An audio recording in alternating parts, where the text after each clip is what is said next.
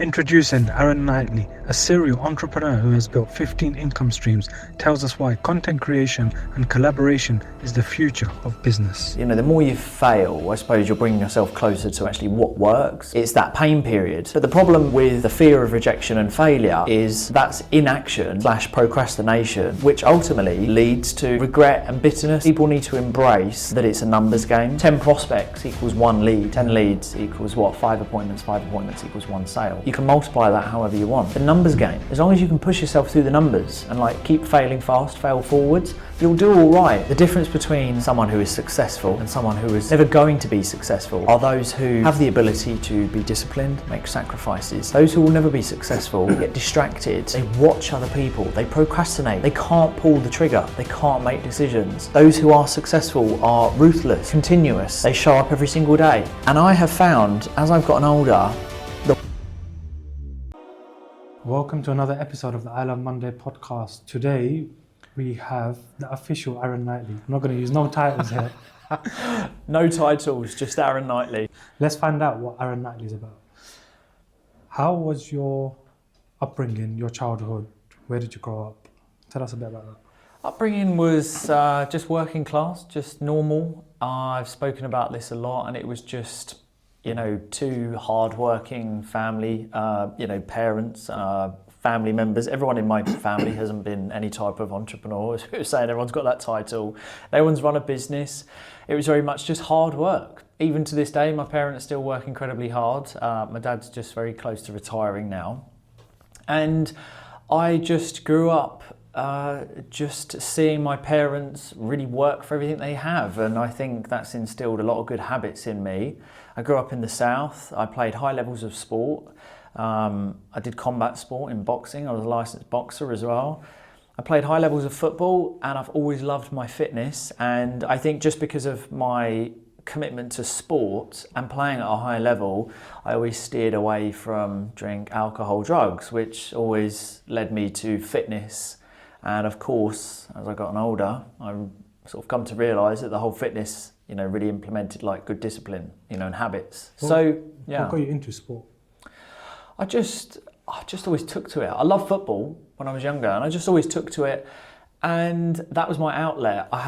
If I look back now, and when you get older, you can look back and you can see patterns and why things happened.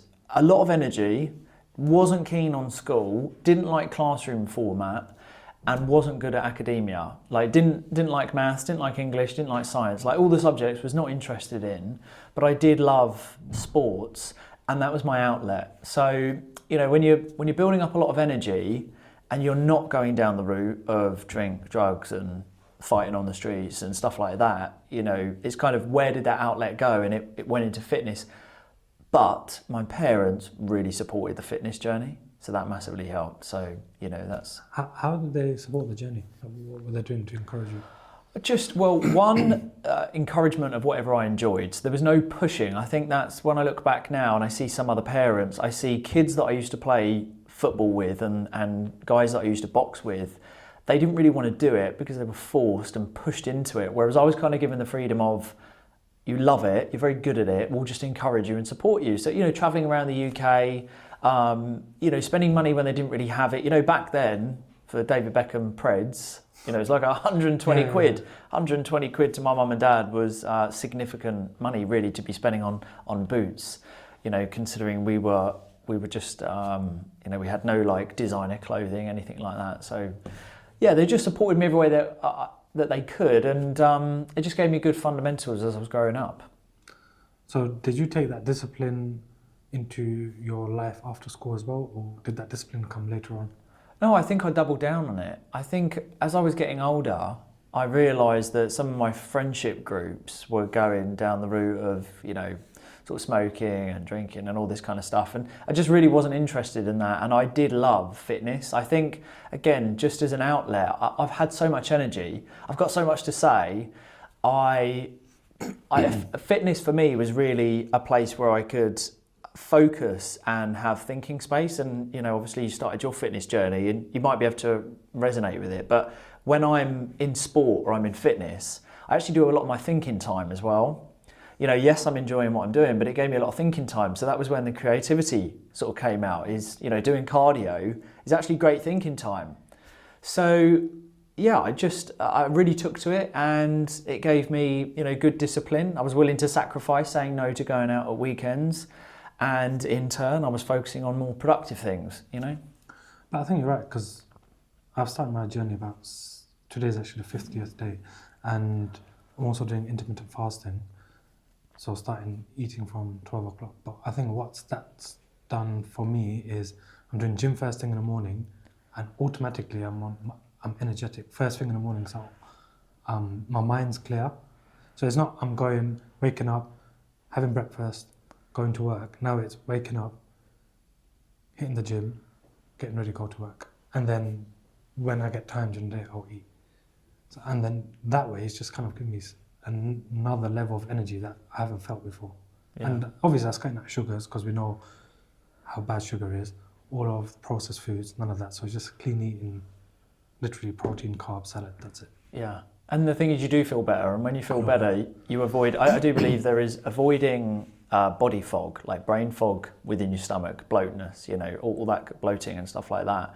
That has a very nice transition mentally to keep you focused, clear on your goals, everything like that. So it does have a huge direct correlation. So yeah, it's been a big part, and I think it's why I've made continuous strides, because I've always implemented fitness behind everything that I've done professionally. So yeah. So you didn't like maths, you didn't like English, you didn't like science. So what was your step after school? Well, I went straight into work, and I sort of didn't really know I did job hop a lot. I didn't really know what I wanted to do. So I remained in sports. I got licensed as a boxer, and I thought I was going to pursue that. And I just I did all kinds of stuff. I went into building work. I went into, I did what's called an A1 apprentice, like engineering on the trains. I did that, and then my contract got moved to London. I wasn't prepared to move. I job hopped a lot. And then an old business partner, long story short, an old business partner who was in property, where he was a friend but turned short-term business partner, said, did you want to get involved in property? Anyway, we did a couple of things together. I scrambled some money together, and he really gave me that insight of entrepreneurship. And I had the flair for something outside employment. So when I understood property and I started dealing in that, that's kind of where my eyes were opened up. Like, I don't know whether I'm comfortable remaining in a 9-to-5 job. I job hop a lot. I didn't get any GCSEs, didn't go to uni. Wasn't quite sure what I wanted to do, but I did know that I had this flair for doing something for myself. And I've always been very driven for myself. So that kind of really opened up my eyes. And then from there I got into finance. And again, without taking up the whole podcast on how I went from sort of the property space to finance, is that it kind of happened organically, where I started raising money. I met someone who was a broker, who's like an equity broker, and I learned a lot from this individual. And then I started to do it on my own. And then I became very good at raising money, because just of skill sets of consistency, fast education, building a network, which I've done very well, obviously continue to do to this very day, and then raising money was a byproduct of building really good relationships. So finance is kind of then where I really found my feet, which I never thought would happen. I would have never put me and finance together, considering I'm no good at numbers. Calculator. So what's the first kind of property things that you did? What kind of deals were it? Or was it rent to rent, or was it something else? No, so I was given the opportunity to convert a double garage into a 1-bed masonette. Now, I had no idea how to do that, but as long as I could raise 20 grand and get involved in the project, I could learn the project management of it, which is what I did. So I learned the auction process, the build, using ICF, so I learned about construction, and then that moved on to another project where again I was able to sort of project manage. And then from there, I was able to invest into a HMO, and I was able to invest into another HMO with this short-term business partner of mine who was a long-term family friend who was already in property. So I had a great fast track and insight and information to someone who was already quite well off in property. So I learnt that, but I also knew that it was quite boring. Now I know, there's a lot of people that love property, but I actually find it quite boring and slow. But when we started to go to London, I was invited to Mayfair to raise money. I was just sitting in the meeting. When I heard people talking about raising money and how easy and the numbers didn't seem to faze anyone, that's when I sort of started to think, I quite like this part of the, raising finance. What kind of numbers were you talking about? Well, at the time, it was like 4 or 5 million. It was like, but that was massive. And that wasn't to do with anything that I was involved in. But I was in a meeting and privy to these sort of numbers of like 4 or 5 million. But the way they were talking about it was like it was nothing. Now, someone who didn't come from a family that's ever been backed by any money, when you're hearing, I didn't even know where Mayfair was. When I told I was going to Mayfair, I didn't know where it was.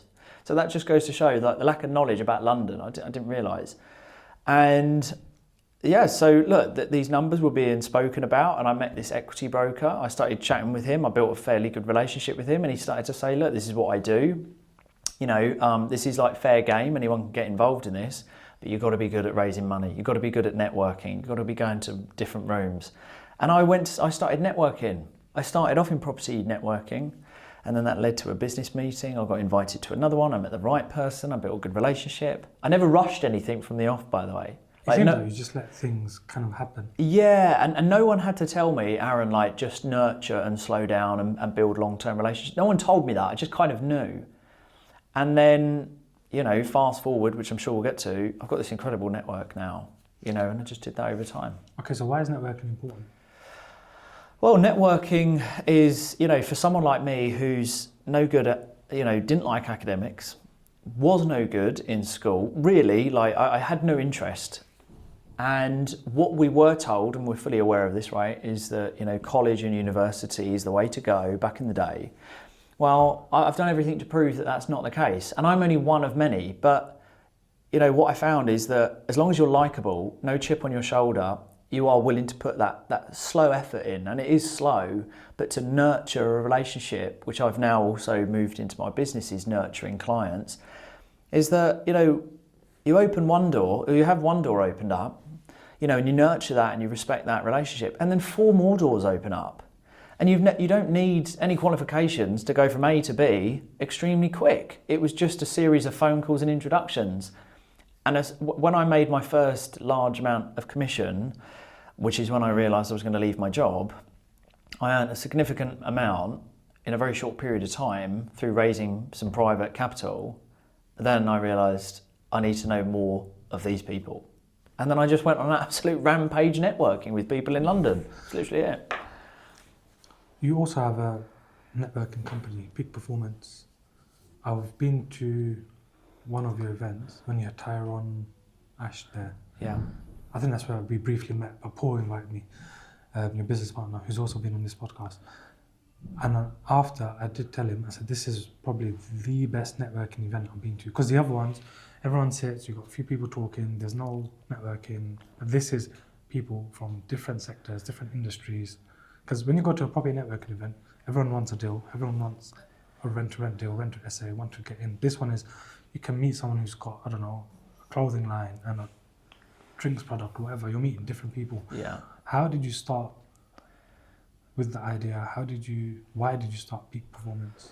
Yeah, so it's funny because actually I can't really remember when we sat down and spoke about it, which is really funny. I can't even remember when we came up with our slogan, Unlock Your Peak Performance. I don't think Paul can.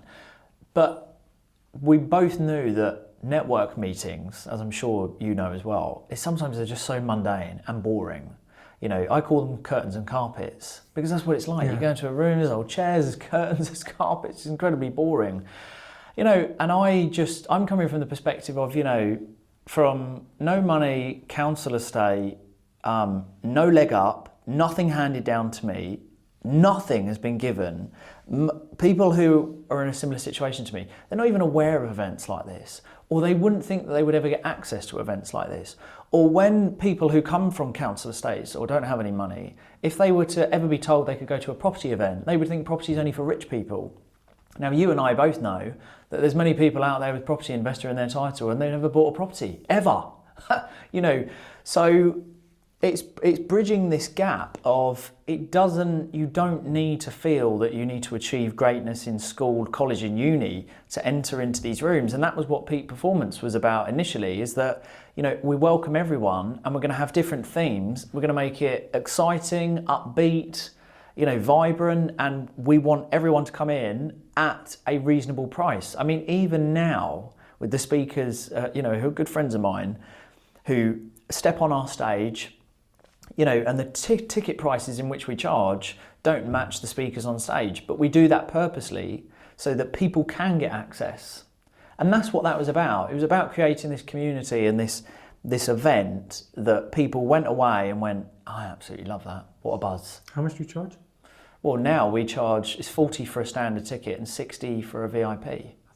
I think before it was about 30, but yeah, it's still peanuts. If you've got people like Daniel Priestley, it's peanuts. Yeah. But there was a 17-year-old kid when I was there. Yeah. He had access, Akshay Patel. Yeah. So he literally came in that room, and Yeah. because he's 17, everyone was like, oh, what are you doing here, this, that, and the other. Everyone's speaking to him. And I've been following his journey since. But it's because of networking, he's kind of started this whole social media, and he's doing rent-to-rents as well at that young age because of your networking event. Yeah. What other kind of success stories have you got? Loads. What from Peak? Well, the great thing is, even from TikTok, when I live stream on TikTok, I love action takers. I don't love action takers, but I do love action takers. And every now and again, I'll have a young person of 18, 19 come onto one of my live streams, and they're, you know, and just something as small as I'll recommend a book. And then they come back on my live stream 2 minutes later and said, Aaron, I bought that book. And I just say, where do you live? Area. I'm in the UK, I'm near London. Right, I'm gonna give you 2 free tickets. I absolutely love that. So, you know, there's 2 18-year-olds who are now coming to the next event in July the 11th. I just gave them free tickets because I really want to promote and push. When you have that mindset, 18 years old, by 30, you can be incredibly successful and incredibly wealthy, right? We both know that. Yeah. So I really encourage that. And also, you know, I think the success stories is, you know, we've had a marriage, we've had loads of business partnerships, we've had people to go on to do big collaborations, you know, new businesses have been formed, you know, the list is endless, right? I think from the time I went, I booked 3 podcasts. Yeah, well, there you go. And that's just from spending an hour or 2 in the room. Yeah, and then it's what it can lead on to. It's like LinkedIn, you know, what's the 2nd degree, what's the 3rd degree, and what happens from there. And I think that's the nice thing about being the host of an events company. But also we with that, you know, one thing we were proud of with the success story is no money in, not a penny. So I'm not a big believer in this whole, you know, property, no money in. I'd love someone to show me that. But with Peak Performance, not 1 penny has ever been put into that company from Paul and I. Grossed over 100,000 since we started 2 years ago, and we're growing very fast. And I do see that being a big national company, headlining, you know. But obviously we're branching out into clothing and fitness line and stuff like this. So the whole thing is just really exciting. But again, Paul and I are in it for the long run. We're not looking to rush it because we want to do it right. Okay, so you've put no money in. Yeah. How were you funding your first event? Or was the first event what you did? Or like what were you All doing? sponsored. So that's the great thing. You just got to get creative. And that's through network. Yeah. Yeah, and look, I'm, you know, we can raise sponsorship pretty easy. Like, it's not hard for us to raise sponsorship now for Peak Performance. Like, luckily now we have existing sponsors that already say when your next event is, let us know, and we have new people poking their head through the door. So sponsorship now is easy. So raising money to launch an event. But obviously as we get into stadiums and we want to, you know, which we will be doing, we want to do that stuff, obviously sponsors become more. But, you know, that's so much easier when, you know, I'm very good friends with Simon Square, but, you know, some of my clients are incredibly wealthy people. You know, we can tap into, you know, Lord Sugar. You know, we have access into that route now. We have access into high law firms just through Paul's network and my network. And so network is everything. Yeah. And it's allowed us to build that entire company. And even with the clothing line, not a penny in. All of the clothing options and the brochures that we have, which are literally launching this week, going live to the public, not a penny in because of the creative deal that we've done. We make margins, small margins, but it's the marketing that we're interested in. So how does a business get from 0 to 100 in 2 years? Creative database, number one. You don't have any revenue if you haven't got a database. We've got a big old database. We've been in profit, everything that we've done, and we've built in margins in everything from raising sponsorship to day rates within sponsorship to every ticket sale, and everything has been, give or take, we have like 2-3% expenditure in terms of income. And over 2 years, with all of the events, all of the sponsorship, all of the fees that have been built in 2 years, that's grossed over 100,000, and we've not taken a penny. That's the other thing as well, which would be great for listeners to listen in. We've not taken a penny. Why? Why do you not take a penny? To sit it in the account, number one, and just to reinvest it as and when we need it. Travelling to London, days out, hiring offices, stuff like, we use an office in Bromley or we use an office in London, so hiring of that, travel, other events, Paul and I go to other things together. If we're paying for any masterminds ourselves, that'll just all be business expenses because we don't need to live on it. I think that's the other thing.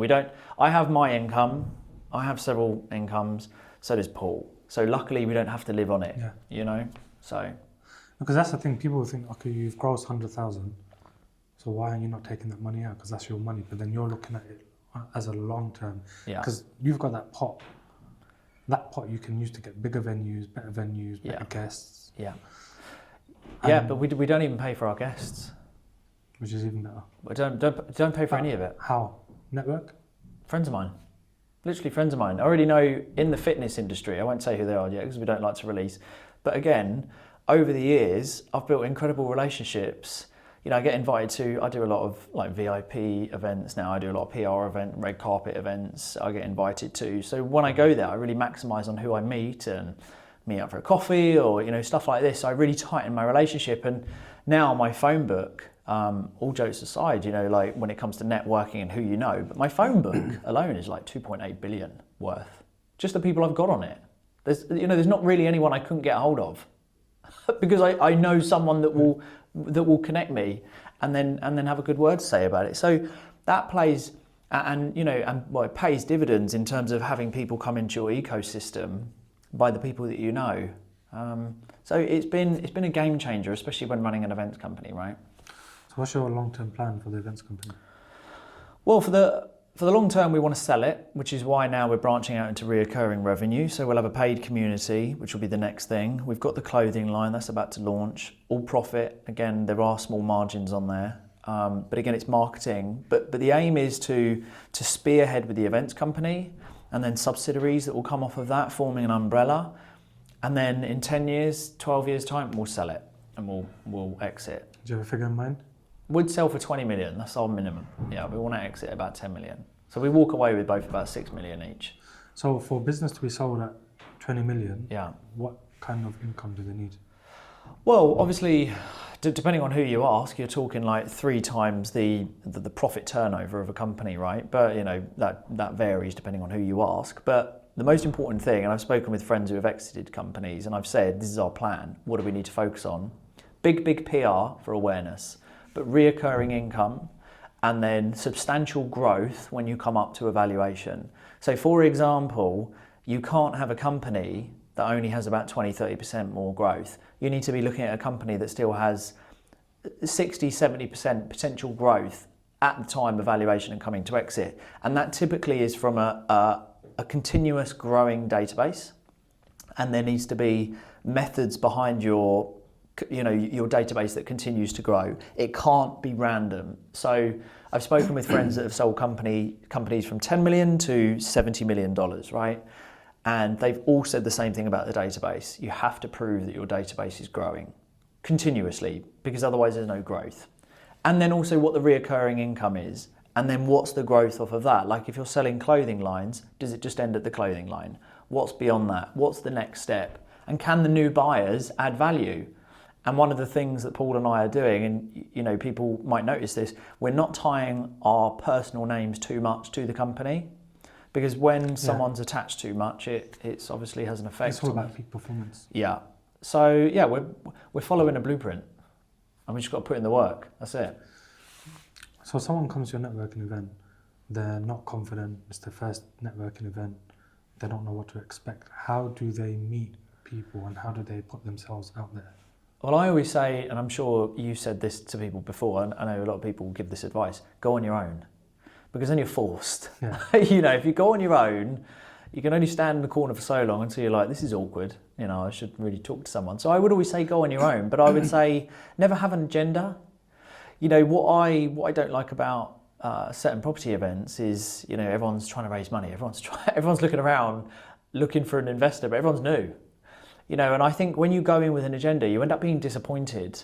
So I would say go in with an open mindset to learn and just build relationships and just talk to people and make it easy for people. Like, I still am a believer of business cards, but in a slightly different way. Like, I've got some with me, I take them everywhere. It's just a QR code with my name and a blue tick. Aaron Knightley, blue tick, QR code. And it'll give them 4 links. YouTube, TikTok, my second link tree, which will take them from that QR code, and then maybe my newsletter. And just very simply connect with as many people. And then always book in other meetings. I'm a big believer, what I would say on the back of that, as I was saying to you, I don't really branch out too much. And I'm really picky with my time. So I don't have meetings with people where I see there's no value. Like, people have meetings because they're bored. I don't have time to have meetings. So I would also say be picky. See the vision, perhaps. For property investors or people in property, I say that a property networking event is the worst place to go because everyone's looking for the same thing. You need people to look at you, so you go to a business networking event. Yeah. Because if you're raising finance, the people who don't have time, it's people in business. Yeah. So go to a business networking event. Well, I wrote a whole book on it. It's called How and Where to Find High Net Worth Investors. And it's done incredibly well on Amazon. And it's 19 ways in which I've raised private capital. Now, I know a lot of, raising private capital is really hard. When you get down to the nitty gritty, it's not as easy as it's sold. It's like incredibly hard, and it is a process. And then to do it legally and above board and everything, making sure that you're all certified, that everything's in place. That took me a long time to do, and as of today, wouldn't even put a number on it, but I've raised millions in pocket money. And when I say pocket money, it's because I'm talking about people who are incredibly wealthy, who have got deep, deep pockets. No, I don't deal with bridging. I don't deal with anything like that. It's literally money out of someone's pocket, and that takes time. So I wrote a book on it. And it is about going to the car auctions, it's about going to certain exhibitions, it's about working in certain areas of affluent areas and starting to pick up on common trends of people that are around, and then starting to be bold and brave and actually start to say to people, is it all right to find out a little bit more about what you do? And, going into people's DMs, but being tactful, and there's a whole process I use on LinkedIn and stuff. But raising money is incredibly hard. But when you build a good network and you have a successful deal, word of mouth, of course, is massive. But that's what allowed me to leave my job, is when I realised how much you can make in finance. That's why now some days I just mosey about. I don't do a lot because I'll earn a salary, a yearly salary, in, quite frankly, 9 days, and then I just sort of potter about for the rest of the year because I don't need to do anything. So I've started to do this thing that when I go on flights or train or whatever, and I'm by myself, I'll just talk to the person next to me. Yeah. And then I did that in Saudi. I took an internal flight. So the guy next to me he worked for one of Saudi Aramco, so the largest Saudi government's oil company.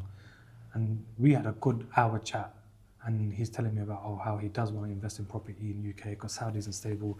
Then he introduced me to someone else. But I think just having that first step of just asking someone, you all right? How's your day? What you up to? What you do? Showing an interest, it kind of piques their interest, and they just feel a bit more comfortable speaking to you. It's the same way doing here. I'm talking to you, asking about your life, and you're just opening up more and more. And I'm learning about you. The thing is, I think people are afraid to ask questions because everyone fears rejection. But what you don't realise, if you ask enough people, you'll come across someone who will be the door opener, who has the key to many doors. And people fear asking 10 people the question because I think deep down they know they might have 8 or 9 no's. But you've got to hold out for the 10 because the 10's the game changer. And I think eventually you sort of get that thick skin where you're not overly bothered about the no's anymore. I think just having that level of confidence to speak to people ask what they do, find the synergy. If the synergy's there, build on it. If it's not, move on to the next. Again, I'm a big believer in not wasting time. Like, I don't like to waste time, so especially as I've gotten older. But yeah, finance for me and knowing people in finance has been a total game changer. I want to speak to you about fear of rejection, which you just mentioned, and you speak a lot about that, and you speak about people's inability to take that step. And then you also mentioned earlier the school system, education system doesn't work for everyone. Tell me a bit more about, because I feel the fear of rejection comes from the school system, but tell me a bit more about the fear of rejection or fear of failure. I think people fear rejection because it's a sign that they failed. I think that's the problem. People worry about failing, but I think we've heard it many times that the more you fail, I suppose you're bringing yourself closer to actually what works. But it's that pain period. It's the same with when people aren't able to take action in their personal life, professional life. Is that they fear, being lonely or making a mistake. But the problem with the fear of rejection and failure is that's inaction / procrastination, which ultimately leads to regret and bitterness and a midlife crisis for some people, then moving a little bit deeper into anxiety and depression and you didn't do enough and looking back at your life and thinking, why didn't I give it a go? And I think people need to realise no one really cares. Yeah. Like, no one cares. And it sounds really harsh, but let's put it this way. When you leave here today, you're going to go on and live your life. You're not going to be bothered whether I have a good session or not. Like, it's just human nature that we want the best for ourselves and our family, and you worrying about what other people think, you are doing yourself an injustice. And I believe and I feel and I think from an early age, being in a high level of sport, being told that wasn't good enough and then working on it and next time saying, look, if you'd have done this, you could improve, and being encouraged to make the mistake in order to improve, which again isn't said in the schools. I think that's where the underlying problem comes from. I mean, the problem now, and we can get so deep with this, but the problems now are even worse because of social media. The fact that we've got young kids who are not only going through the schooling system, which we went through, but they've also got the pressure of social media. If you haven't got 50,000 followers, well, you're also an online failure. So not only are you not doing great in school, but online as well, you're a failure as well. So that's horrific. But yes, I think people need to embrace that it's a numbers game. There's a statistic, isn't there? And there's numbers of 10 prospects equals 1 lead, 10 leads equals what? 5 appointments equals 1 sale. So that, you can multiply that however you want. It's a numbers game. So I just think embracing the fact that you don't win every single individual over, or you don't win every sale or whatever it might be. But as long as you can push yourself through the numbers and keep failing fast, fail forwards, you'll do all right. But people are too bothered about what other people think. It's quite interesting because in the South Asian culture, that what other people think or what other people say is huge. And I think it's gone less now. And I don't know where it's come from, but my mum's upbringing, my dad's upbringing would have been the same, that, don't do this because this person will think this. And there's also a lot of comparisons. Oh, you only got a B, but that person got an A. There's a clip on one of the Asian comedy shows, goodness gracious me, where it says, oh yeah, but this kid's got A star and you've only got A. A is a good result, but there's a lot of comparison. And I think for Asians anyway, that's where the fear of failure comes from, because it's like the uncle down the road. And then only when people move out of the community, that's when they think, you know what, I don't really give a toss what this person thinks. I'll just do my own thing. Yeah. And I've noticed that over time. And then my parents have come educated over time. And it's like, it's true actually. Why do we need to care what the other Mr. Patel thinks or that Mr. Patel thinks? Because no one really cares. No one really cares, and you hold yourself back. I use that word injustice because human beings, and I learn this more and more as I go on, and the people that I've got a very small social circle in terms of who I deal with weekly, and they're incredible people. But what I continue to learn is that we can push ourselves beyond what we would believe. And that's the other thing as well, is like having self-belief, like rewiring the hardwire of what you've been told by your parents or what the schooling system has told you. And I use the gym as a perfect example. People go in with kind of a loose plan, Right? If you're not training or aiming towards anything, you're going with a loose plan, you kind of go around the gym. You know, when people say, I'm going to do 4 sets of 15 reps, I find it fascinating because people will do 15 reps knowing damn well that you could do 28 reps, but they'll stop at 15. And it's the same in levels of professionalism. In the professional world, you know, you're on a £30,000 salary, but you could be doing 100,000. In fact, you could be turning over £1 million net yearly. But people would never believe it. We could talk about the 30. Yeah, I'm doing 30. Could you do 100? Well, I suppose I'd need to be in a bit of a high-end corporate job in London. No. You could do that sitting at home in your pants. Could you do $1 million? Oh, not me. No, don't come from that. No, couldn't do $1 million. No, you could. But it's rewiring what you believe, and that comes from who you're around as well. You know, it's who you're around really dictates where you'll go. You're a big believer of cutting people off if they don't fit your mindset, isn't it? Oh yeah, in a heartbeat. I'll do anyone. Why? I don't waste time. I do talk a lot about this, and people ask me, and I am ruthless. That is a blend between my mum and dad. My mum and dad can be just as ruthless. I don't know why people take so long to cut family members off. I've cut a family member off who I grew up with my whole life. Never lost a wink of sleep. As in never spoken to them again? Yeah, done it. Like that, literally, just ended. Why? I don't bat an eyelid. I don't feel anything. I don't feel anything about it because I know why. It's been justified. I know where I want to go. Cutting that off was a conscious decision which is good for me and my family. I don't know why people linger on things. I tell you what it is, I can compartmentalise very well. Now some people might think that's negative, but actually it serves me very well. I can put things in a box and throw it in the ocean and done. So was that family member blocking your route to success, or was it more... Very judgmental, very negative, causing drama.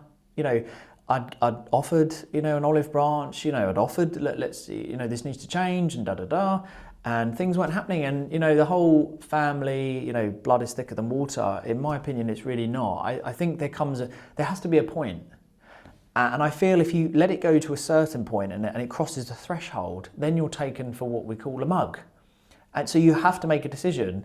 But I just don't linger on decisions, and I think again tying into my progression, when I've been asked, you seem quite ruthless and you just get things done. You know, you seem to be progressing fast. It's because I make a lot of decisions very quickly. I act upon them, whether I fail or whether I succeed. But the point is, I made the decision, whether it be right or wrong, I still made a decision. Whereas other people might, well, it's family, you know, or I can't, I've known them for 10 years. No, bugger that, cut them off. I think with me and family members, we have like a strong family culture anyway, but if anyone is in my way, I can easily distance myself. I probably won't cut them off. Oh, I wouldn't cut them off, but I would be able to distance myself completely. Yeah. Which I think for me is like, it works for me anyway. I think whatever works for you at the end of the day. Like, I'm speaking from my experience. I am fully aware when people get to know me, I am more ruthless than I would class the average person. I will do things that the average person is not willing to do, and I won't really feel anything. And I've just been like that my whole life, but as maybe personally, in my personal life, that can affect certain type of relationships. But in my professional life, it's why at 31 I've done very well financially. I just, you know, it's what's allowed me to make, you know, it's allowed me to get out of my job. I had the ability to refrain from telling people in my old job that I was building a business, whereas most people, the excitement of building a business, they want to tell everyone. You know, I could keep it calm, cool and collected, never went for a promotion, never did anything. No one knew a dicky bird. And then I can just execute this plan, which allowed me to get out. And so I think, you know, being able to compartmentalise does help. But yeah, look, cutting people off, I think it's just making a conscious decision that I want more from my life, and anyone that's going to get in my way, no chance. Tell me about the school system, because when I was at uni, so I went to college, I went to uni, did accounting. I looked at my timetable for the first year. It was 3 days a week, 12 hours a week, so 4-hour days. and it was literally that for 6 months a year. And I'm thinking, this you can cram in 1 year. Like for someone who's a good student, which you go to university for, you can cram it in 1 year, maybe even less than that. Yeah. If you would do it full time. So at that time, I thought it didn't work. But I still finished my degree. But I thought this system isn't right. Yeah. Well, statistically, and all the facts are out there, 84% of graduates who pass and get their degree or whatever they've been studying for do not get the job. 84%. That was a study done last year. 84% of graduates do not get the job that they want. Get a job for a year and a half. 85% of graduate students by the age of 24 have already changed career. And I've interviewed a lot of people in the street, and a lot of them are students. And I always ask them, why are you going to uni? Well, mum and dad want me to, or my uncle was a lawyer or a doctor and stuff. There's a lot of influences to why someone of a young age is going to uni. They don't really know what they want, and I think we can all agree that 17, 18-year-olds, they don't always know what they want. And I didn't really know what I wanted at that time, but because there's no real direction, there's no real life experience. But what we can say about the educational system is it is totally backwards. It wastes your time. Now, for my son, if by year 9, year 10, we've already said that if we're not happy with it, we'll just pull him out of school. Most of my friends who have got young kids or, young teenagers, they pulled them out of school just to home teach them. Private tutor, schools are becoming more dangerous.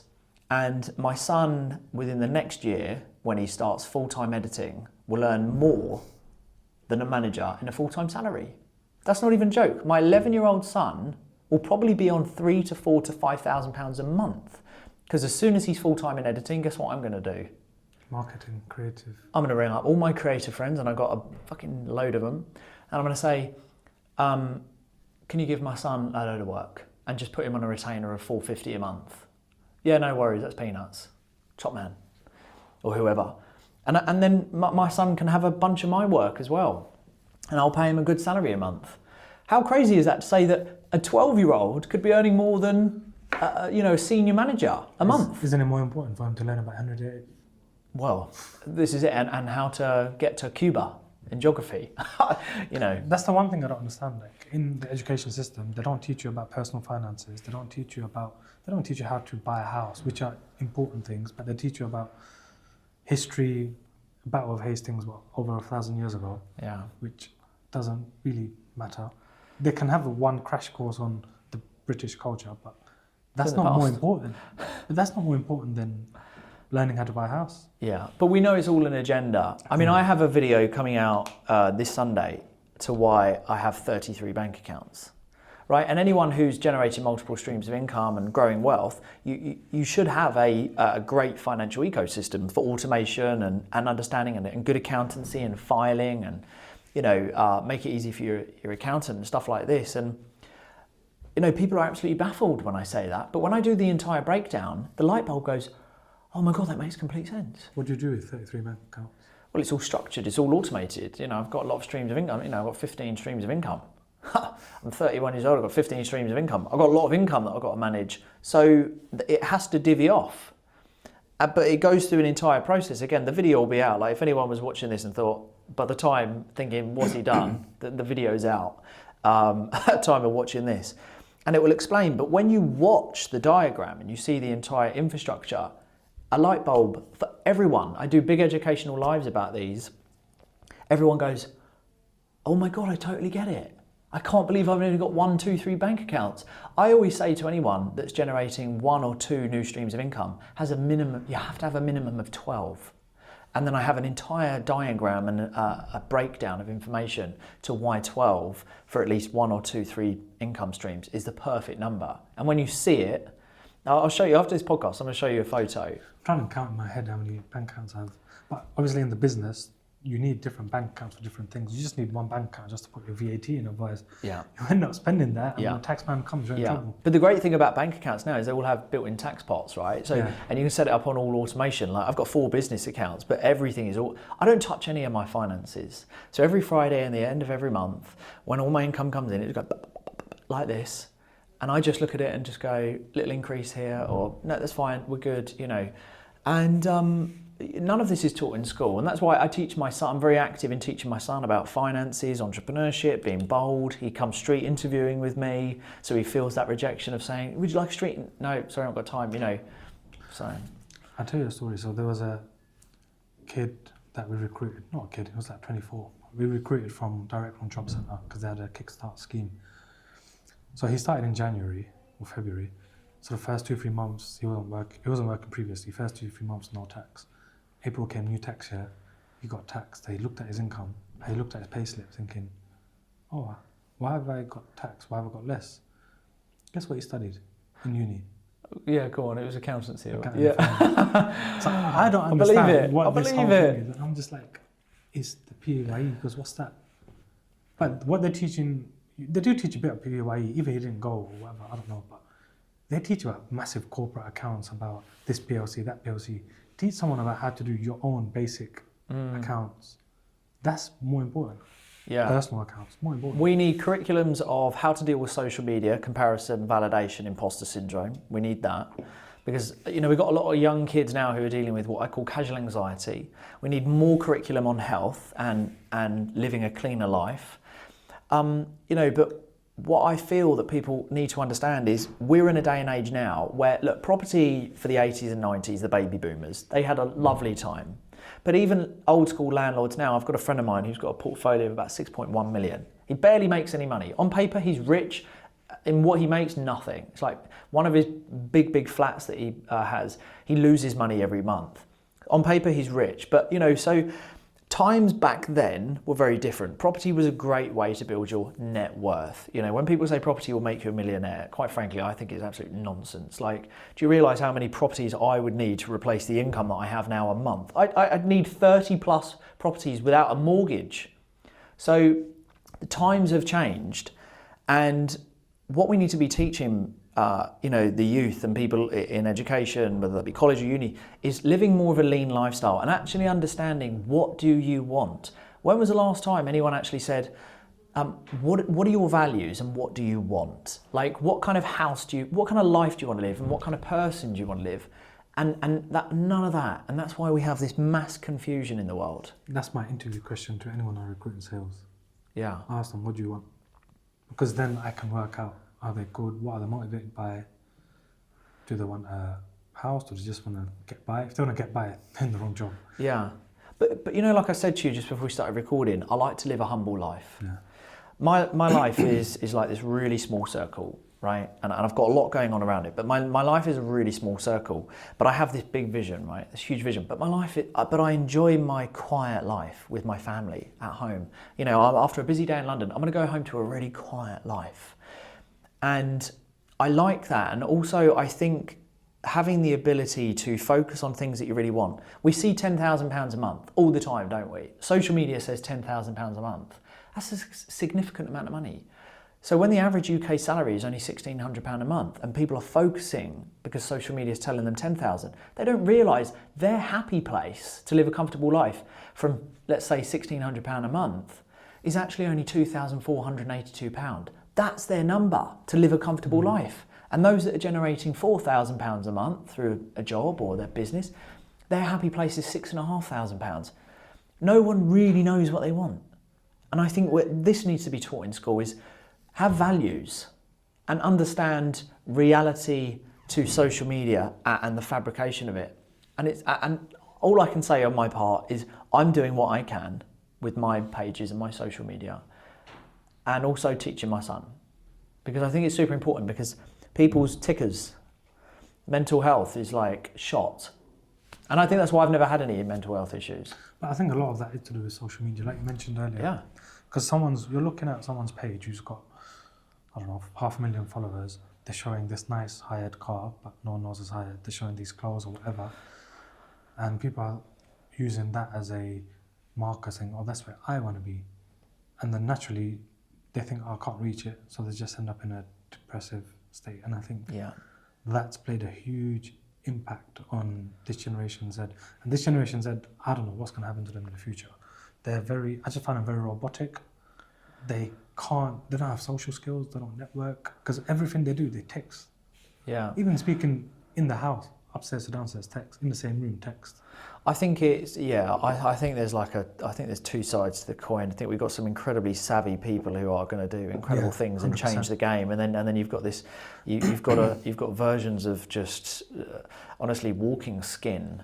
And I think, look, even if we take it back to our generation, you know, we still have two sides of the coin, but I think the pressures of social media now is what's killing people, and what we perceive as normality.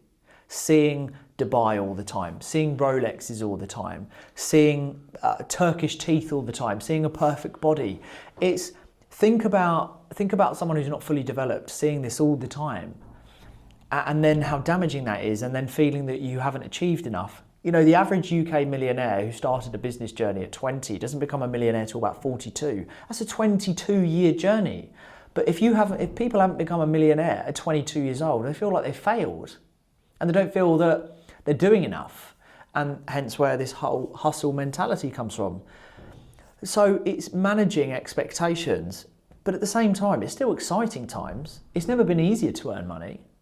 It's not an easy process, but it's never been easier to earn money. Yeah, because now you've got a laptop anywhere in the world, phone, that's all you need.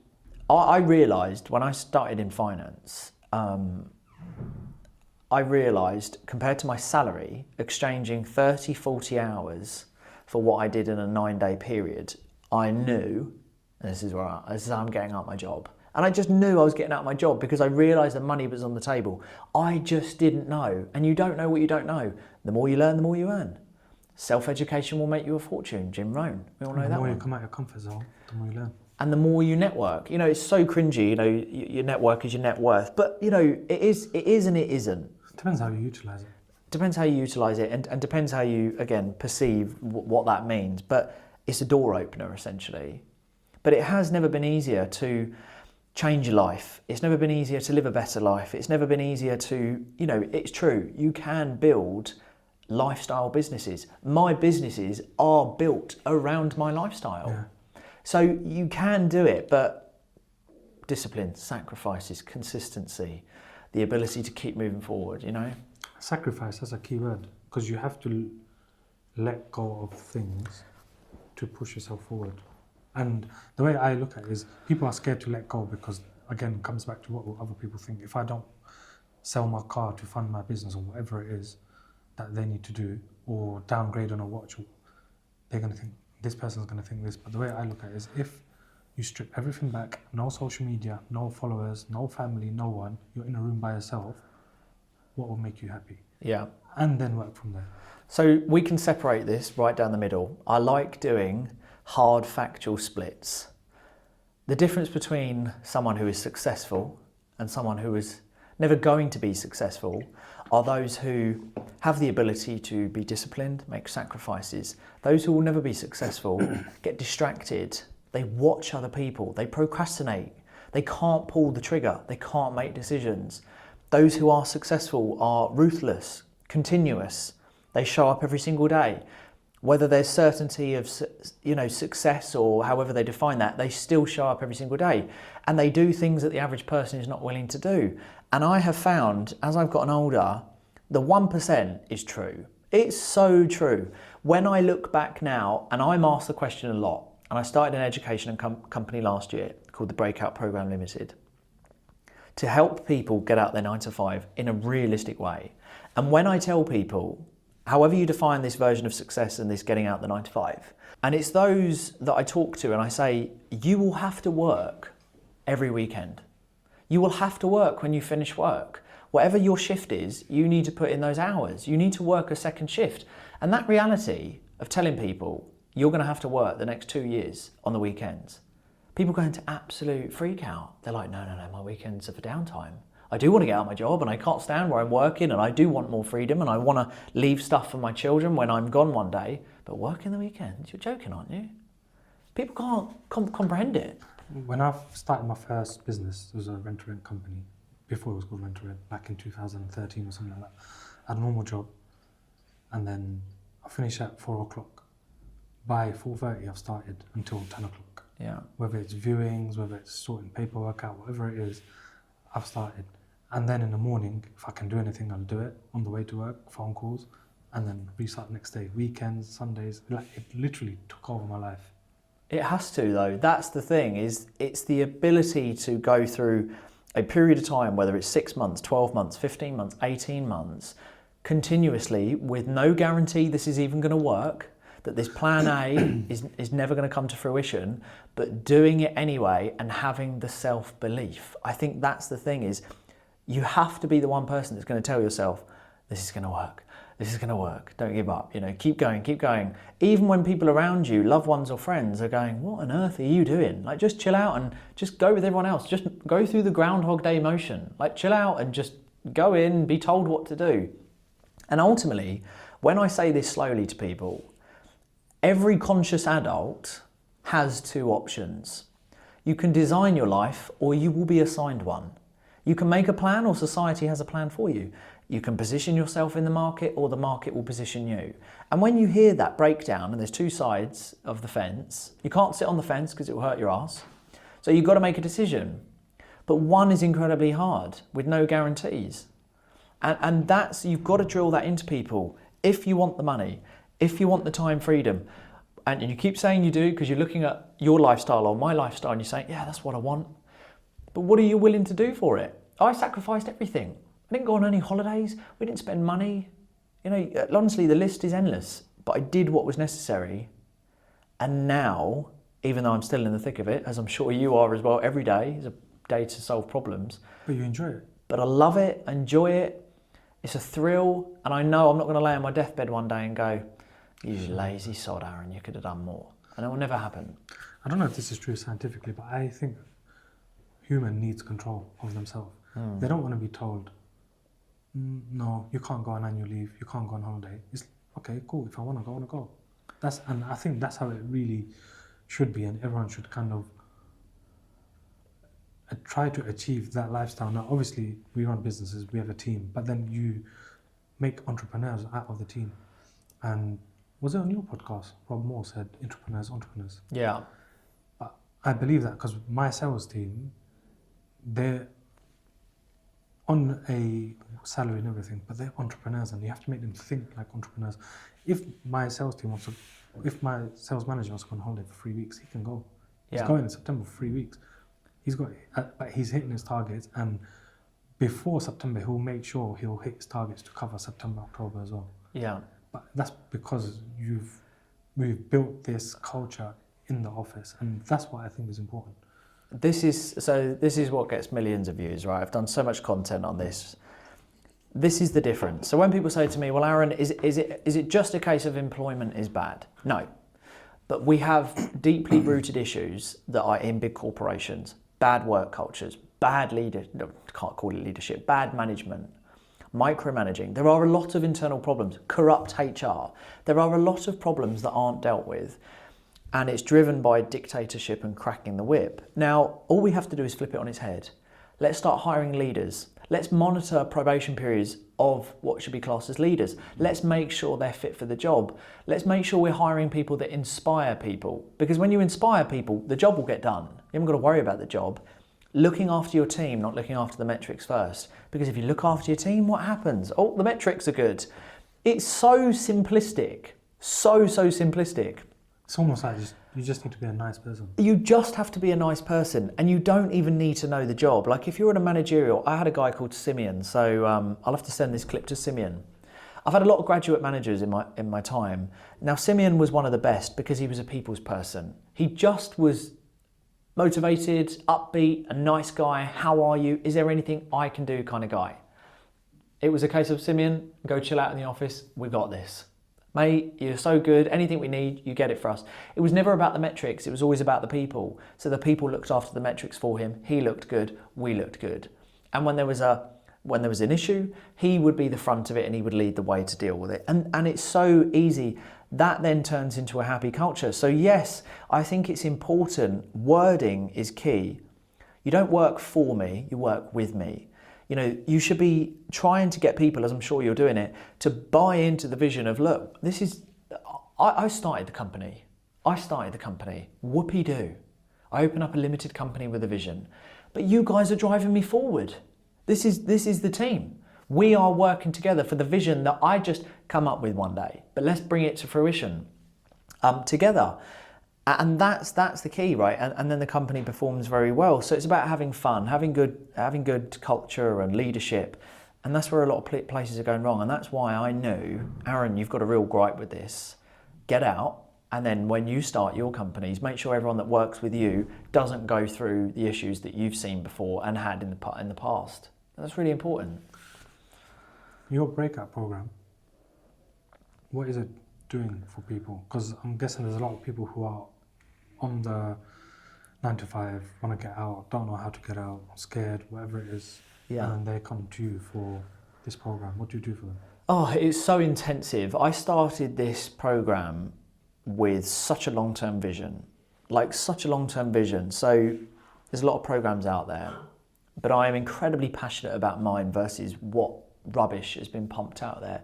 Mine is an entire program which is made up of a private membership, modules, step-by-step, masterminds, incentives, homework, targets to hit, open forum, everything like this. And it is everything that I done to get out my 9 to 5 and so much more. And all the experience of friends of mine that do company turnovers from 10 to 2.5 to 250 million.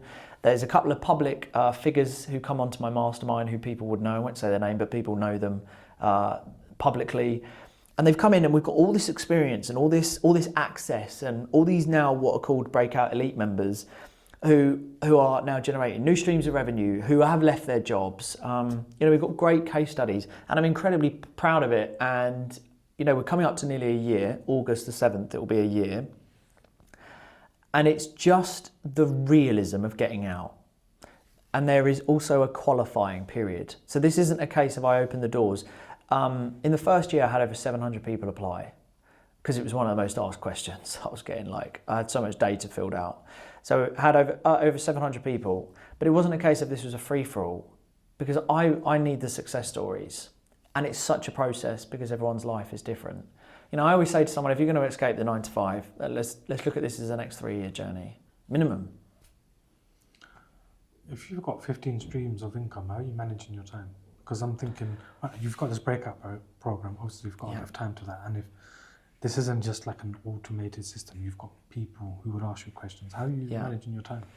It's a good question. I get asked that all the time. I don't really know. It's are some days ad hoc basis? Yeah, some days are ad hoc. I do have good time management. I do have a team.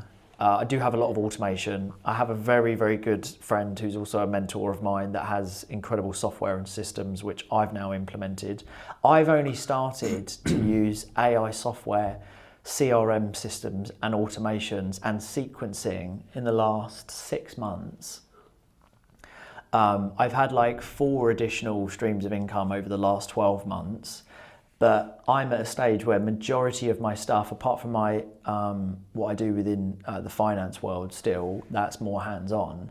But everything else that I do, all my books, all my PDF downloadables which are sold, my YouTube, my TikTok program series, which I've sold over 670 copies now within less than a year.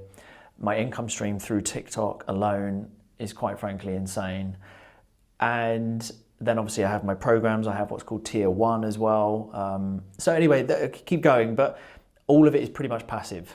I don't really need to do anything. It's kind of like wake up in the morning, look at Stripe, great, I've had a load of sales and Amazon KDP and stuff like that. So I don't really have to do too much for it. There are moving parts and systems have to be changed, but other than that, I would say I'm very limited on my discovery calls. I do a lot of discovery calls, I do masterminds. But again, I do have very good time management and I work from home or occasionally branch out into working or whatever, so.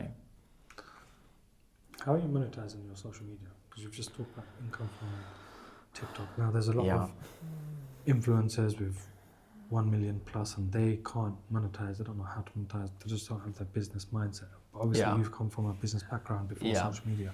How are you monetizing this content? Yeah, so that is literally the key. So anyone listening is that's the truth of it.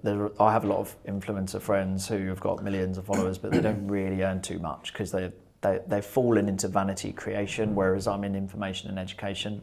So when it comes to TikTok, TikTok views, you know, the live streams, upsells directly, indirectly, all my series, the TikTok views, obviously the creativity program, the RPM, the revenue per mil on that is insane. And then there are basically funnels that I have in place which go to everything from the events, tickets being sold, to books being sold, to my initial like PDF, like downloadables which are sold. So I've monetized in pretty much every way, but where I would say majority of my revenue last year came from, did over 100,000 last year in 2023, second half of last year, was brand deals and sponsorships. That was an insane amount of money. Well, let's put it this way, a minimum brand deal now for someone to hire me and use me as a brand and a voice and the face is £4,000 now for a 60-second video. And they don't pay that without blinking an eyelid. So you imagine, I'm trying to today, figure out how much time you've spent here. Even today, I've had 2 brand deals come through. I probably have on average about 4 brand deals come through a week. I don't do a lot of them because now I'm very conscious on who aligns with me now, but in 6 months' time, because also in light of a brand deal that a friend of mine did, it really crippled them. And anyway, cut long story short, I'm very wise to who I work with. Which is why I don't take every bang for the buck, because you might take on a brand that ends up damaging your reputation, or they might have a conflict down the line. Like for example, if I was offered a brand deal by Dell and I took that, Mac would never take me on, and Apple's brand deal will be far higher paying than Dell, possibly. So yeah, look, when you're talking about it, brand deals are huge, sponsorship is huge. So yeah, that makes up a huge part of the revenue. So how are you getting these sponsors? Are you reaching out? Is it again phone calls? Before I was proactive about it, I had my VA who did a lot of outbounding, but now a lot of it just comes in. So I'm offered a lot of sponsorship, a lot of brand deals, obviously now paid speaking gigs, like I've got a speaking gig next month, hopefully securing Nottingham TEDx. So I've been offered a speaking gig in Cyprus, this like big convention. And obviously there's a fee. I was offered to speak, funny enough, and this is quite funny, I'd never thought I'd get this type of speaking gig. I was offered to speak in Mayfair, Berkeley Square, to newly appointed HR reps, which I didn't think would happen because I've done recruitment and leadership. Yeah, leadership skills to human resource senior leaders. Now I've done a lot of videos on human resources, not always in favour of human resources. So I was, that was a paid gig. So they come through quite fast, and TikTok has been a game changer. Even what I'm paid per month on TikTok is just from your videos. Yeah. I did last year. Well, as of today, I've done. Last year was 272 million views. We're now we're pushing just over 280 now. Apart from consistency, what's the secret? I think. Yeah, consistency. I've not missed a day of posting multiple times. Like, obviously, we just started this again. Yeah. You've just seen it firsthand. We're live streaming, so I live stream 2-3 times a day. I've never missed a day of posting in 18 and a half months. I've never missed a day of live streaming apart from Christmas last year. I won't live stream on Christmas. And commercializing, just understanding the commercialization of it is that understanding that it's growing rapidly, it's competing with YouTube. I understand the algorithm, I understand my audience, I know why I'm using it. So I have what's called OMV, Origin, Mission, Vision. I know why I started, I know the mission, I know what needs to happen, and I know where I want to go with it. I want to be mainstream media, so therefore I tailor my content to put myself as a key person of influence. Even the video that's just gone out before, that is a key person of influence video that I've done. I'll explain it after. And everything that I do has a method to the madness. So I've learned through the analytics what works, concepts, the style, being authentic, being transparent, being very real. I've been myself from day one to now, and people like that. And now I've become a voice for people. And I've respected my followers. I've committed to replying to as many people as I can. And then I've built communities offline from it. So when I have a video do 3, 4, 5, 6, 7 million or whatever it is or more, they don't just disappear into the galaxy. I'll get them into a community, or we'll book calls. I mean, my consulting business literally doubled since being on TikTok. I was ticking over, up my prices, did £180 an hour, and for the last year, 5 calls every week, 5 hours every week, and it does like 50,000 plus in revenue for 5 hours a week. Yeah, doubled since being on TikTok. There's a lot of food for thought, to be honest. Because I look at normal influencers with lifestyle, can't do nothing. Yeah. And then you've just come with a business mindset, literally monetizing every little bit. It's when they say sweat your asset, you're literally using TikTok as your asset and literally squeezing it. Yeah, and like with the streams of income, so my consulting is another income.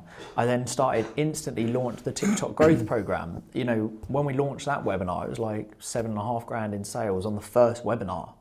The webinar was 75 minutes long, and I've never paid for an ad. I've never paid for an ad.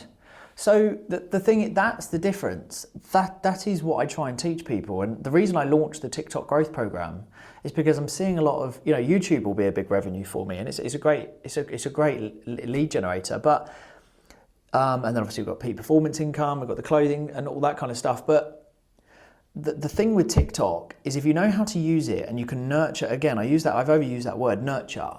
The relationships that you're building, and you can respect and value people to why they're there and what they want to learn. And I work on an 80-20 rule. 80% I give everything for free, and then 20% I'll ask. There has to be a call to action.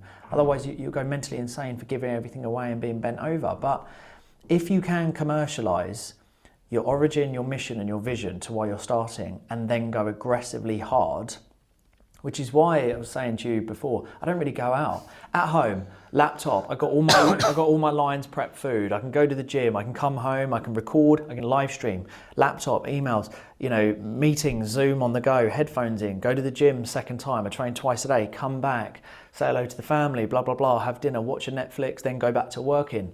I keep the circle really small so I can go fast and hard. How much planning is involved in all of this? Because there's, again, time management is important, but you're obviously well thought about your OMV, you're well thought about your day, because the way you're meal prepping your food, you're going gym, meal prepping, you're buying the meal prep. No, all for free. I don't pay for any of it. I literally, do you know what, in my life, in terms of the prepping and the time management, some days are ad hoc. But I'm sponsored by Lions Prep, who have now just turned to Thrive. They're called Thrive now, but they were previously known as Lions Prep, and they've just redone my contract. I've got this incredible contract with them. And so I have my food turn up in a big box every Sunday. So all my food's taken care of. I get free travel. I get free restaurants. I get free hotels now just because of my leverage of social media. And because my time management is very on point, I do a lot in a day, but it's really scheduled by the hour. And because I don't move logistically too much about, I can attack a lot of things, and I live a very lean life. The thing is, I haven't got a lot going out. I got a big income, but nothing really goes out, and I don't really move anywhere. So I'm almost just constantly cash stacking and building from a central point, if you see what I mean, what I'm getting at. My food comes to me. I can have someone pick me up. So everything is kind of surrounded around me. My videographer, my editor's very near me, and then I've got one in London as well. So, and then everything's done virtually. So my time, yes, is very hour by hour by hour. You're maximizing it. But I'm like hard and fast. Yeah. And then batching, like filming, batching. I film every Wednesday and Friday. It'll be one of the days, but those are my 2 days, depending on what gives. But I'll film from 8:45 till 1:30, 2, and I'll do 3 YouTube videos, and I'd have done 30 pieces of high quality content because I know what I'm doing now. Yeah. And I know what resonates, and then that all just goes off on a SD card and then it's just all sent to me in meetings. And I've automated, as I just jumping back, I've automated a lot.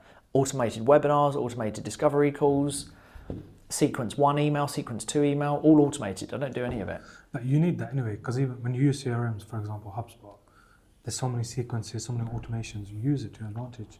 But again, it comes with planning, you batch record it. Yeah. So even with email newsletters, batch write your newsletters or get a copywriter to batch and then send them out in sequence. Yeah, and ChatGPT's, like we were saying about holiday, you know, Paul never rests, but when I go on holiday, I do like we go to Disney every year at Christmas. When I go to Disney, no one's fucking bothering me because I won't answer the phone to anyone unless it's my mum or dad or a family member. All my newsletters sequenced, all my email sequenced, all my webinars sequenced, all of my elite members in both programs or anyone in my close memberships, they all know that I'm away. So everything is taken care of. All social media posts ready to go. Funny enough, I don't use any scheduler for social media. I don't know if you saw when you came in, I'm doing all my posts. I do all those myself because I like control over it. I want to know what's going on. Yeah, because I've noticed when you use scheduling apps or sometimes it just doesn't come out right. No. Or they don't post a picture and it just comes with a .jpeg and it's like... And speculation to theory, right? This is not gospel, but when you use a scheduler and you put hashtags and you use that whole copy paste, it never embeds it into the algorithm because it knows you're being lazy. Yeah. And a platform like TikTok, it wants loyalty. It wants you to put the time and effort in to make sure that you're getting the best type of content. So I never use schedulers. And I do say to people, I believe that some of my growth has come because one, I've been loyal, consistent, and I've done all the hard graft. You know, behind the scenes, I do all of it. Apart from, I don't do any editing for any of my channels or anything like that, but the actual posting, the captions and stuff like that, I've always had a hand in. The algorithm can see that you do basically. Yeah, and I feel like I know when's best to do certain things, and I can feel it when I know I need to do certain things. What's the next big event for peak performance? So the next big event is July the 11th, the Power of Social Media Volume 3, where we've got Rosalia, Chris Donnelly and Nick James, which is a really nice blend. And that is going to be all around, I think what we're going to hit home with this, the big theme is take this seriously. If you don't, you're going to miss out. So it's going to be, you need to take it seriously. This is where customers are. Forget about word of mouth, forget about, knocking doors, forget about just traditional ways. You have to be seen. Attention's the biggest asset right now. And I have a breakdown which I use, which is attention, solution, retention, validation equals conversion to the sale. Follow that method on all social media platforms and understand the inner workings, the back end, commercialize as we said, and you can do very well. So I think we're really going to hit home on diving into the finer details of the lead generation. The customers are there and they're watching and they're looking for certain things. They want to validate you. And the money that can be earned. You know, Chris Donnelly nearly did $1 million last year. He's going to be talking about that and how he's going to probably close off 3 million this year. And he's going to talk about how he's going to do that. So it's going to be a great event. It'll be an eye-opener for people. Where is it going to be? Same place? Same place in Farringdon, central London. And then after that, we'll be doing a big fitness exhibition. So ready for the launch of our fitness clothing line and stuff like that, which is actually, I'm going to get some footage at Muscleworks in a minute in some of our fitness clothing. But yeah, so we're changing it up. What legacy do you want to leave behind? I'm not bothered. Do you know, so it's funny you say that, right? We all talk about the legacy like we're all something grand and special. I don't care. As long as all my family are healthy and my son is taken care of financially and he's got whatever he wants by the time me and my wife, visit Jesus and we leave early or whatever, I don't know, whenever our day comes, as long as my family's taken care of and I'm enjoying time in what I'm doing, I'm not really fussed about what goes on because I think just going back to how I'm quite blunt, when I close my eyes and it all goes black, that's it. I'm not bothered. Yeah.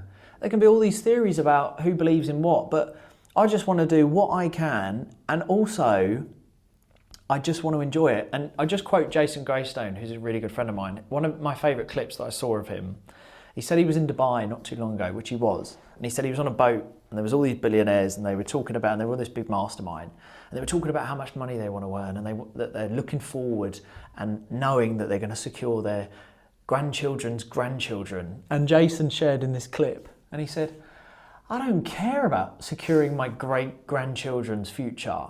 That's my son's job to look after his children. And I agree with it. It's like, live for the moment, enjoy it, try as hard as you can, look after your immediate family, and have a great time and enjoy the process. And then after that, we're all gone. It's true. So one of my landlords says that. He said, he was talking about inheritance tax and everything, and then I think his kids wanted some of the properties on their name to avoid tax and stuff like that, as can get very messy with inheritance. So he's like, you know what, I'm going to be dead, they can pay the inheritance, because it's my money anyway. Yeah. And then it's like, it's true. Yeah.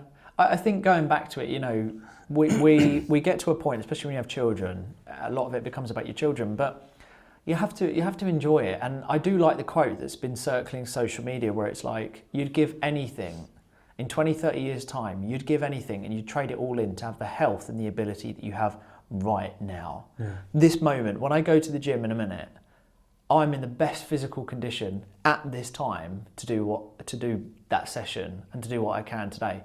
And I totally agree. In 20, 30 years time, I don't care about money anyway. I don't care about any of that. I don't care what house I live in or what clothes I wear. I just enjoy the time freedom. But I already know that, yeah, in 30 years time, I'll give everything to have what I have right now, this ability. And I'm a big believer in that. So yeah, legacy, I'm not overly fussed. I just want to enjoy it, help as many people, because that's a good feeling to know that you've helped people. And that's it. Very simple. If you had a 13-year-old Aaron Knightley next to you who doesn't like math, science, English, doesn't like school, what are you telling him? With all your experience? If I could peek over the shoulder at me at 13 years old, I'd say start saving straight away. Try to learn new skill sets of money immediately. Even at 13, I'd say start to think outside the box. Try and generate £20, back then, £20 a week, and save all of it, and just keep saving. Say no more. I said no a lot anyway, but I'd actually say, I'd encourage saying no more. Why? To avoid feeling like you need to keep up with the Joneses, to avoid the, oh, you're not coming out with us, oh, you're not going to do it. No. And feel comfortable going, no, I said no because I didn't actually want to do it. It's that blinker mindset. Yeah, never falling into peer pressure, which I didn't really anyway, but I would have said no more. And also, I probably would have said to myself back then, read more. Because we didn't have Audible. Yeah. I would say, Aaron, read more. Because I feel like reading puts you in a healthy bubble. And I feel that, it's the education, it's the language, it's the self-improvement. So I would have said, do a lot more self-education. And then I would have said, make plans, write plans in a diary more. And keep going back to plans. I think there's something really powerful in just writing it all down. 100%. Yeah, even if you don't know what you're doing, but looking at it going, that's what I want. And somehow you'll work towards that, But yeah. Just a quick fire round before we finish. Favourite food? Oh, favourite food. Oh, you've thrown me. I'm going to play it safe and I'm going to go curry. Nice. Any specific type of curry? I do like a hot dansak, but I've taken, because of dieting, shashlik at the moment. Favourite holiday destination? At the moment, Alcudia in Mallorca. Okay. Never been. The white beaches. Actually, during your July 11th, I'll be in Spain. Yeah. Favourite book? Okay, I'm not going to go educational. I'm going to throw a curveball. Harry Potter, The Prisoner of Azkaban. That's a sick book. I prefer Chamber of Secrets though. Yeah, I've read that one, but I took to Azkaban. If you had a superpower, what would it be? Oh, I love Superman, but to throw a different one out there, Wolverine's blades. And favourite day of the week? I'm going to go a solid Tuesday or Thursday, but I'll lean towards, let's go Tuesday. Wrong answer. It's meant to be Monday because it's the Isle of Monday podcast. I like he's done that before. Thank you very much. Thank you so much. Yeah, pleasure's all mine. Thank you for your time. No worries. And, this will be out soon. Great.